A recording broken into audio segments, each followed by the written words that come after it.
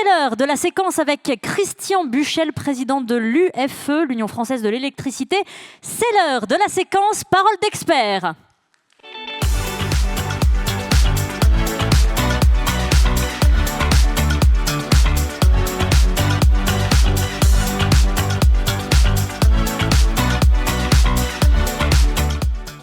On reste debout, c'est plus dynamique. Christian, quel pédigré. Vous êtes bon président de l'Union française de l'électricité. Vous avez commencé votre carrière au sein d'EDF-GDF. Vous avez été le directeur d'électricité de Strasbourg, directeur général de l'électricité de Strasbourg, membre du directoire d'énergie. Finalement, vous avez dirigé le 3e énergéticien allemand, hein, c'est ça ? Ou en Allemagne, oui, c'est ça. Et je pourrais continuer. Hein. Vous avez aussi présidé l'Association européenne des grands distributeurs d'électricité. Bon, bref, votre parcours, il est tellement riche, tellement dense. Et les fonctions que vous avez occupées à différentes échelles vont nous permettre d'avoir une vision éclairée, une vision 360 du sujet. Et c'est vrai que vous avez, en tant que président de l'UFE, vous avez tendance à dire que l'électricité, en France, n'est pas un atout comme les autres. Pourquoi ? Merci Fanny. Permettez-moi d'abord de souhaiter un joyeux anniversaire à Sorégie. Un siècle, c'est un rebond et vous l'avez projeté dans l'avenir. Donc voilà, joyeux anniversaire à vous. Je pense aux dirigeants de l'entreprise, je pense aux très nombreux élus, je comprends qu'ils sont là, qui ont toujours été aux côtés de Sorégie. Donc je veux remercier Sorégie qui participe à tous les travaux, toutes les organisations là que vous avez évoquées. Donc très joyeux anniversaire. Et donc, votre question, oui, c'était sur les atouts. Oui, quand on regarde l'histoire de la France, elle ressemble sur le sujet énergétique, et M. Rioux l'a dit à plusieurs reprises, pas tout à fait comme dans tous les autres pays au monde. Chaque pays a sans doute ses atouts. Nous avons un atout, effectivement, depuis, on va dire, la fin du 19e siècle, grâce à des inventeurs, grâce à l'investissement qu'ont mis nos prédécesseurs dans la science, notamment. Je pense à Marie Curie, je pense à Pierre-Marie Ampère, qui ont fait de l'électricité, quelque part, non seulement une fierté, mais fierté collective, mais quelque part une projection vers l'avenir. Quand on regarde 1937, c'est un peu après la création de Sorégie, grande exposition universelle. Cette fierté autour de l'électricité, elle s'est projetée dans un dessin extraordinaire de Raoul Dufy, qui a quelque part fait rayonner la France avec l'électricité. Quand on regarde, toujours dans notre pays, les décisions qui ont été prises une fois que l'électricité, et on ne parlait pas de climat, me semble-t-il, ou très très peu au début fin du 19e siècle, quand on regarde le courage, y compris politique local, vous avez parlé de décisions locales, de SRADET, qui étaient ceux de nos prédécesseurs quand les grands barrages, par exemple, ont été mis. J'ai vu qu'il y a des collègues des Alpes qui sont là. Et puis progressivement, l'hydraulique sur nos fleuves, sur nos rivières. J'avais la chance il y a quelques jours d'être à la réunion annuelle de l'hydraulique.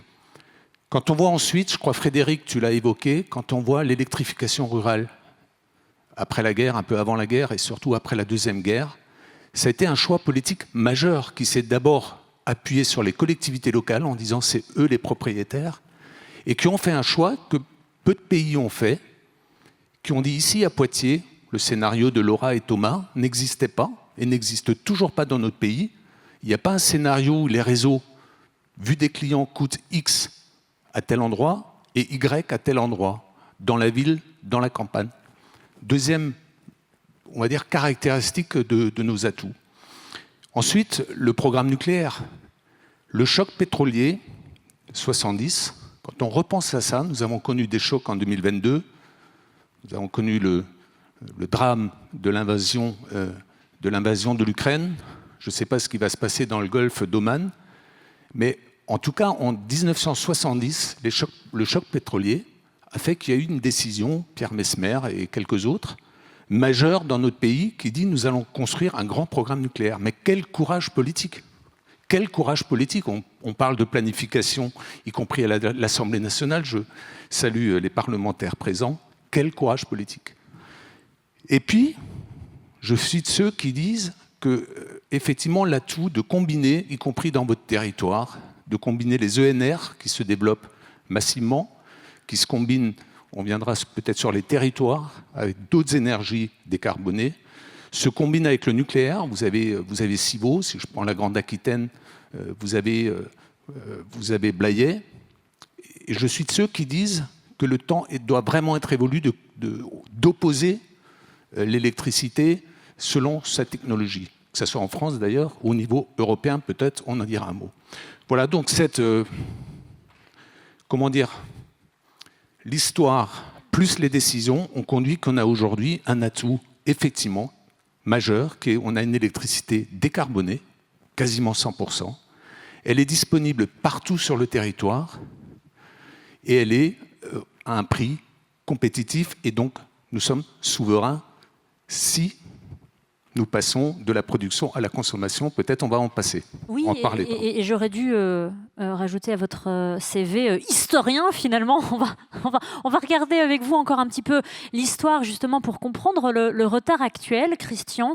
Pourquoi la part de la consommation finale d'énergie en France n'a quasiment pas bougé depuis les années 90 ? Qu'est-ce qui explique cela ? Je crois...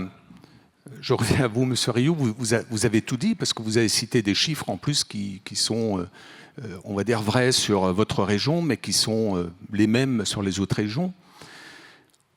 Tout s'est passé comme si pourtant l'électricité, qui du coup a toujours accompagné le progrès, hein, quand je refais l'histoire, je ne suis pas du tout historien, je suis ingénieur, vous voyez, donc très loin de ça, mais cette histoire de l'électricité, elle a toujours été assimilée au progrès.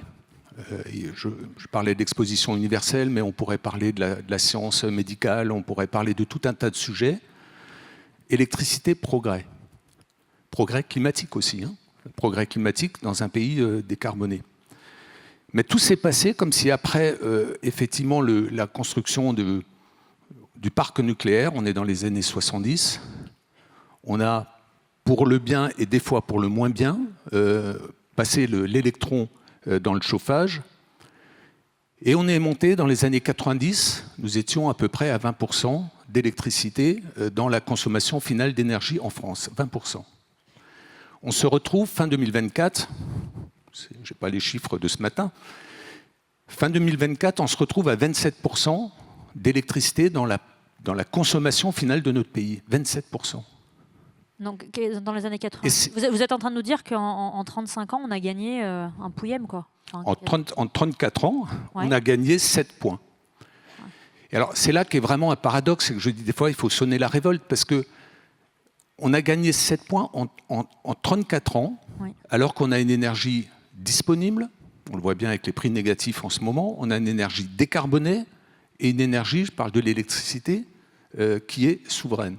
Mais la SNB nous parle, donc la stratégie nationale bas carbone, nous fixe des objectifs à 54%. Donc excusez-moi de le dire, mais là on est en train d'un peu de nous raconter des salades. Est-ce que c'est réaliste ? Comment on va faire 4 fois plus finalement en 15 ans de ce qui a été fait en 34 ans, 35 ans, 34 ans Vous sonnez, vous appelez carrément à sonner la révolte.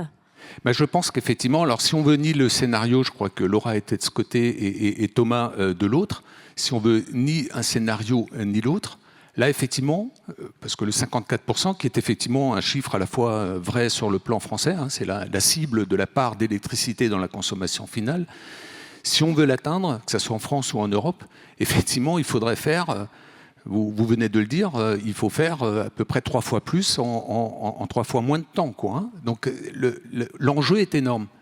Mais il est atteignable, et il est atteignable parce que, et j'espère qu'on parlera un peu des territoires, parce que les décisions qui vont dans ce sens-là peuvent se prendre dans les territoires. Et puis que quelque part, on y travaille collectivement. Hein. Je parlais de la contribution de Sorégie aux travaux nationaux et européens. Les technologies sont disponibles. Les entreprises qui ont été citées, beaucoup d'entreprises qui ont en train de se poser la question, qui pensaient que finalement le prix de l'hydrocarbure, ça s'est calmé. Ben, vous voyez, depuis la semaine dernière, ça ne s'est pas forcément calmé tant que ça. Et donc les technologies sont disponibles. Là, on parle des entreprises, mais j'étais en Suède là, il y a quelques jours. En Suède, aujourd'hui, vous avez un logement qui n'est pas raccordé à un réseau de chaleur. Vous passez à la pompe à chaleur. Il n'y a plus de chaudière. Bon, pardon d'être très concret. La mobilité électrique a un rendement extrêmement bon. Donc les technologies sont là.